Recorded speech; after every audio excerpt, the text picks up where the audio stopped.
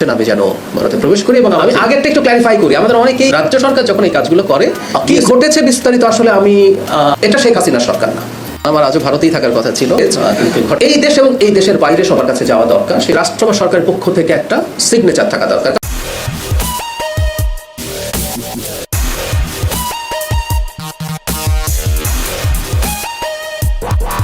আমার আজও ভারতেই থাকার কথা ছিল, কিন্তু ঘটনাচক্রে আম হিয়ার। আচ্ছা, আমি আগেরটা একটু ক্ল্যারিফাই করি। আমাদের অনেকেই খুবই মিসকোট করেন। আমি নিজ থেকে সীমান্তে পুশিন নিয়ে কোনো কথা বলিনি, আমি একটা প্রশ্ন রেসপন্ড করেছি। আমাকে প্রশ্নটা করা হয়েছিল, প্লিজ একটু সবাই মন দিয়ে শুনবেন। আমাকে প্রশ্নটা করা হয়েছিল এই যে পুশিন হচ্ছে, এটা কি বাংলাদেশকে চাপে ফেলার জন্য হচ্ছে কিনা, দ্যাট ওয়াজ দ্য কোয়েশ্চেন।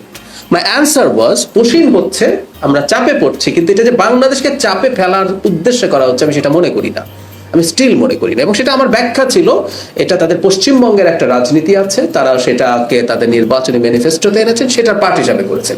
কেউ কেউ দেখানোর চেষ্টা করলেন বিএসএফ তো ভারতের কেন্দ্রীয় সরকারের অংশ, তাহলে কি কেন্দ্রীয় সরকারের মধ্যে ইনভলভ নেই? রাজ্য সরকার যখন এই কাজগুলো করে বিএসএফ কে সেটা পার্ট হিসেবে কাজ করতে হয়। কিন্তু আমি আবারও বলেছি তখনও এখনো বলছি, চাপ তৈরি করা হবে ব্যাপারটা এমন না। আচ্ছা, এবার গতকালের এই প্রশ্নটা আসলে আসবেই, আমি জানতাম কি ঘটেছে বিস্তারিত আসলে আমি সোফার পত্রপত্রিকা যা যা দেখছেন, নানান সূত্র থেকে বাংলাদেশ এবং ইন্ডিয়ার মিডিয়াতে যা যা এসছে, আসলে ঘটনাগুলো ঠিক এরকমই ঘটেছে। আমি আমার জায়গা থেকে খুব অল্প একটা কথা বলি, আর ওই প্রশ্নটা করবো যে এটা নতুন চাপ তৈরি করবে কিনা সেটাই যাব।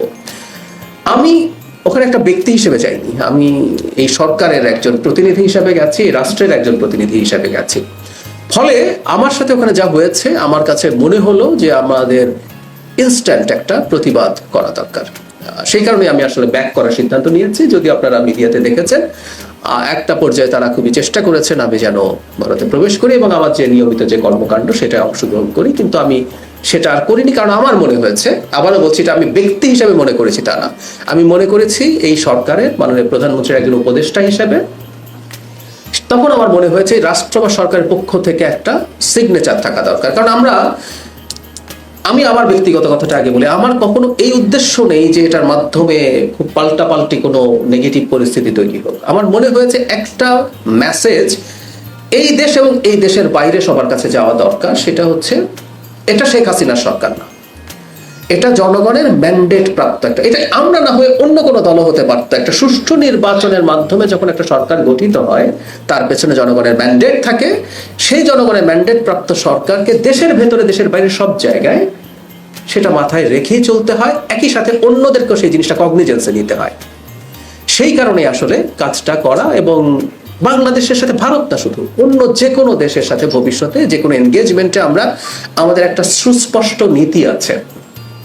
কোনোভাবেই আমরা চাই না কোনো দেশের সাথে খুব খারাপ কোনো পরিস্থিতি হোক, কোনো শত্রুতা তো দূরেই থাকুক, কিন্তু একটা মানে গুরুত্বপূর্ণ শর্ত আছে, আমাদের স্লোগানের মধ্যে আছে সবার আগে বাংলাদেশ। মানে আমরা বাংলাদেশকে রাখবো, তার মাধ্যমে প্রত্যেকটা দেশের সাথে আমাদের পারস্পরিক স্বার্থ সংশ্লিষ্ট বিষয়ে এনগেজমেন্ট হবে, এবং সেটা কোনোভাবেই রাষ্ট্রের আত্মসম্মান আত্মমর্যাদা বিকিয়ে দিয়ে বা আমার ক্ষতি করে কাউকে কোনো সুবিধা দেয়া, এই নীতিতে এই সরকার কোনো দেশের সাথে, আমি আবারও বলছি, এটা শুধু ইন্ডিয়া না, কোনো দেশের সাথে এই সরকার যাবে না। এখন সেই প্রশ্নটা জবাব দেই যে এটা চাপ তৈরি করবে কিনা। আমি ব্যক্তিগতভাবে মনে করি এটা চাপ তৈরি করা কোনোভাবেই উচিত না।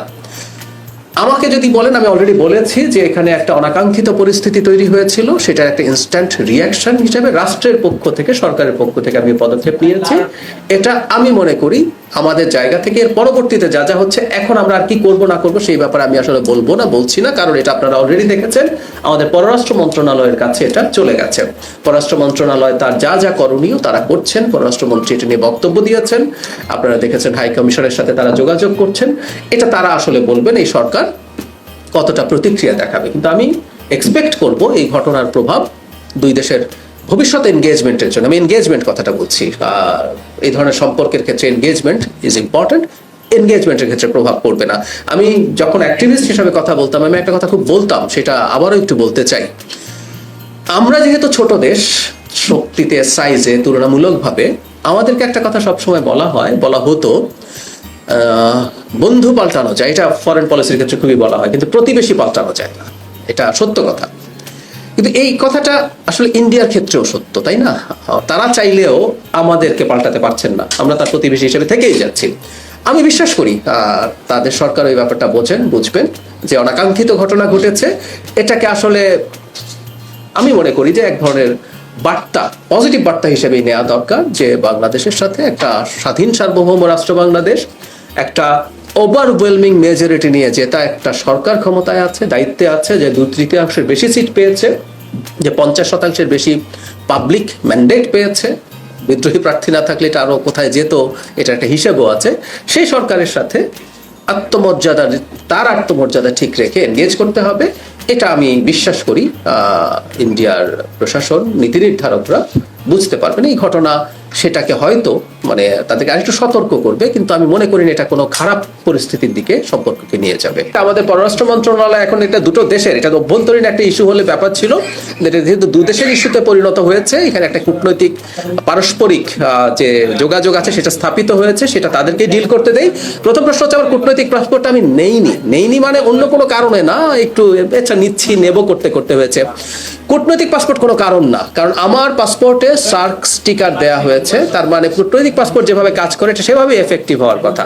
So it's not at all a reason. কেউ বলছেন এই কূটনৈতিক, মানে আমি যদি কোনোদিনও কূটনৈতিক পাসপোর্ট নাও নেই, আমার কি বিদেশ ভ্রমণ বন্ধ হবে? আমি কূটনৈতিক পাসপোর্ট নিতে কিন্তু বাধ্যও না, ওটা একটা privilege which I can avail. আমি আমার জায়গা থেকে এটা আমি নিতে পারি চাইলে, কিন্তু এটা আমাকে নিতেই হবে এমন কোনো কথা নেই। এবং কেউ বলার চেষ্টা করছেন যে পাসপোর্ট কারণ ছিল, পাসপোর্ট কারণ ছিল না, অন্য কারণ ছিল। এগুলো আপনারা ইন্ডিয়ান মিডিয়াতেও আসলে কম বেশি এসছে। আচ্ছা, কি হয়েছিল আমি যা দেখেছি, আমি আমার কথাটুকু অল্প 2-3টা বাক্যে বলি। আমার তো একটা ডেলিগেটকে লিড করছে, আমার সাথে আরো মানুষজন ছিলেন, তারা তাদের ইমিগ্রেশন পার করে চলে গেলেন। আমার ইমিগ্রেশন যখন শুরু হলো, আমি মুহূর্তেই বুঝতে পারলাম তারা দেরি করছেন, তাদের সময় লাগছে। তারা তারপরে নানান জনের সাথে কথাবার্তা বলছেন।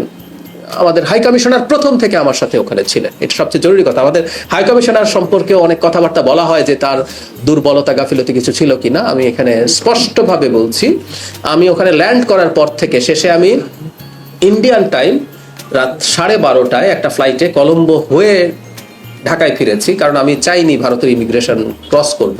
সেই জন্য আমারও বেশ কিছু ঝুট ঝামেলা হয়েছে। পুরো সময়টা হাই কমিশনার পাশে ছিলেন, তিনি তার জায়গা থেকে সলভ করার চেষ্টা করেছেন, বিভিন্ন জায়গায় ফোন করে। সমস্যা কি হয়েছে আমি নিজের মুখে বলছি না, এটা পত্র, বিশেষ করে ইন্ডিয়ান মিডিয়াতে এটা যথেষ্টই এসছে। তারা তাদের সোর্স থেকে তাদের খবর দিয়েছেন, কিন্তু 2 ঘন্টার মাথায় আমি ডিসাইড করেছি ইটস টু মাচ, আমি আসলে আর ঢুকবো না। এবং এই সময়টাও যে আমি এই রাষ্ট্রের, আমি আবারও বলছি আমি ব্যক্তি না, আমি এই রাষ্ট্রের একটা পদে আছি, সেই পদের প্রতি যে সৌজন্য সেটা ল্যাক করেছে বলে আমার মনে হয়েছে। সেই কারণে আমি এই সিদ্ধান্তটা নিয়েছি। এবং সেটা কেন কি হয়েছে সেটার কারণ আপনার সম্ভবত ইন্ডিয়ান মিডিয়াতে বা বাংলাদেশের অনেক মিডিয়াতেও এসছে, সেটা পাবেন। আমি আসলে আর খুব বিস্তারিত বলছি না। না, আর কিছু বলবো না। আমি যা দেখেছি, আমি ডিসিশন কেন নিয়েছি আমি সেটা আপনাকে জানালাম, যে আমার মনে হয়েছে আমি ওখানে 2 ঘন্টা যখন হয়ে গেল, তখন আমার মনে হয়েছে আসলে এটা টু মাচ, আমি আর অপেক্ষা করব না, আমি ব্যাক করব। তারপর আমি আসলে আমার পাসপোর্ট ফেরত চাইলাম। যখন আমি পাসপোর্ট ফেরত চাইলাম, তখন তাদের দিক থেকে খুবই আন্তরিকতাপূর্ণভাবে তারা, এটা বলতে হবে, তারা আমাকে রিকোয়েস্ট করেছেন। কিন্তু আমার মনে হলো হোয়াট হ্যাপেন্ড, এটার একটা প্রতিবাদ রেজিস্টার থাকা দরকার আছে।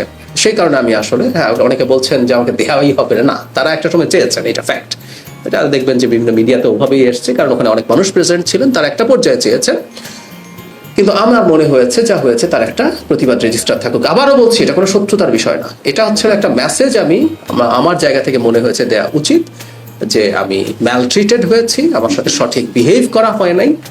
কারণ আমি যখন যাব, এই তথ্য জানানো হয়েছিল, আমাকে নিয়ে যদি কোনো সমস্যা থেকে থাকে, সেই সমস্যা তারা সমাধান করা অথবা অবজেকশন আগে দেয়া, এরকম কিছু হলেই হয়তো হতো।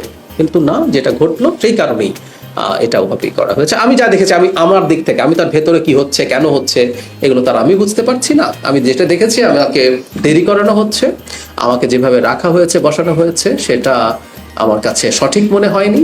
এবং আমাদের হাই কমিশনারকে আমি দেখেছি, তিনি বিভিন্ন পর্যায়ে যথেষ্ট চেষ্টা করছেন। এমন না যে 2 ঘন্টা আমি এমনি বসে আছি, তারা চেষ্টা করছেন। আমাদের হাই কমিশনারও যখন চেষ্টা করছেন এবং এটা যখন সলভ হচ্ছিল না দেখলাম, তখন আমার মনে হলো ইটস বেটার টু রিটার্ন।